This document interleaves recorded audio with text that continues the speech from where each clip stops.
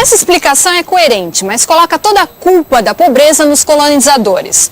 E não é apenas isso. Os bloqueios para o desenvolvimento também acontecem no interior dos países.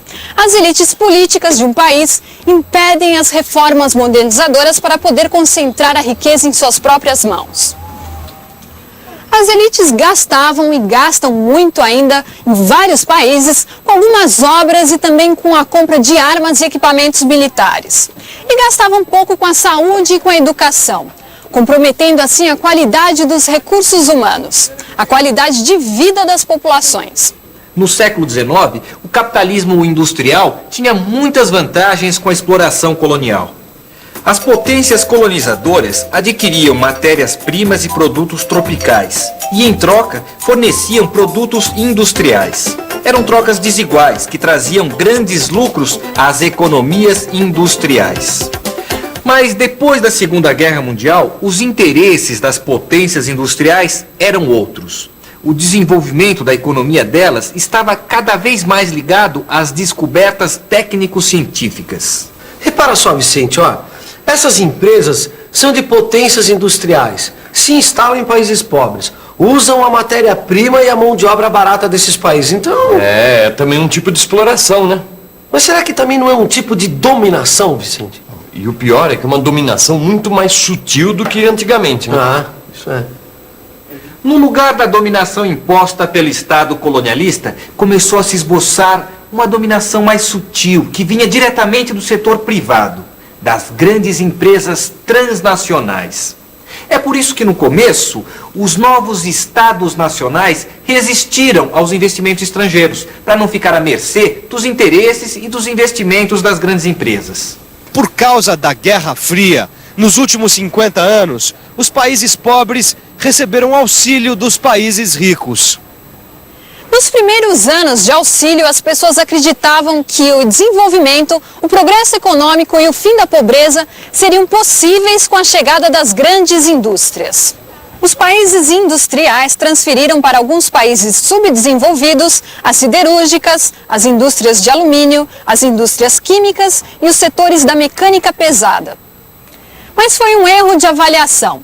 Foi privilegiado o lado econômico e ignorado que a saúde e a educação são condições essenciais para o enriquecimento humano pleno de um Estado-nação.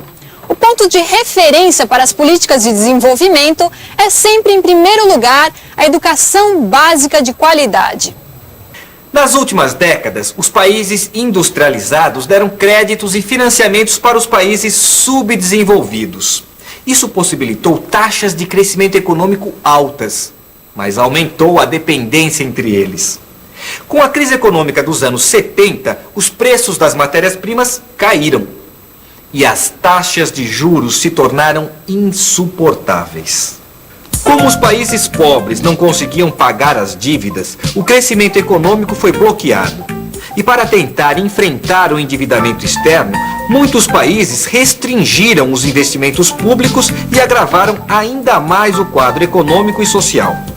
Alguns economistas acham que os países ricos estruturaram o sistema financeiro e as trocas internacionais apenas para atender aos seus próprios interesses, garantindo assim vantagens e lucros. Pois é, Vicente, olha só, 1 bilhão de habitantes vive na pobreza absoluta. É quase 20% da população mundial. E a maioria desses países que vive essa pobreza absoluta está ou na África ou na Ásia. Pois é, são os dois cinturões aqui, olha só. Tem um cinturão africano que atravessa toda a África equatorial e tropical, do Saara até a bacia do Zambeze. E o cinturão asiático, no sul e no sudeste, do Paquistão até a Indonésia. E que diferença enorme, hein? A pequena população rica com tanto e a grande população pobre com tão pouco. É muita desigualdade mesmo, né? Pois é, com tanta diferença, como é que o diálogo norte e sul pode continuar? O diálogo norte e sul precisa se estabelecer em novas bases. Isso é uma exigência da ordem econômica mundial. E a Assembleia Geral da ONU decidiu isso em 1974. Agora eu te pergunto, você sabe o que é a ONU? Então fique por dentro. A ONU fica em Nova York, nos Estados Unidos. Ela começou a funcionar logo após a Segunda Guerra Mundial. É uma grande organização internacional que reúne as nações em assembleias pelos mais variados motivos. A ONU tem algumas instituições especializadas, como a Unesco, que é voltada para educação, ciência e cultura, a OMS para a saúde e a FAO para alimentação e agricultura. A ONU, as Nações Unidas, podem promover esse diálogo norte-sul. Mas os movimentos feitos pelo bloco dos países do Hemisfério Sul ainda não sensibilizaram os países mais ricos. Bom, depois de tantos novos aprendizados, vamos para a revisão? E atenção, se liga aí que é hora da revisão. Na teleaula de hoje, você aprendeu que, além do PIB, existem outros indicadores para a pobreza e riqueza das nações.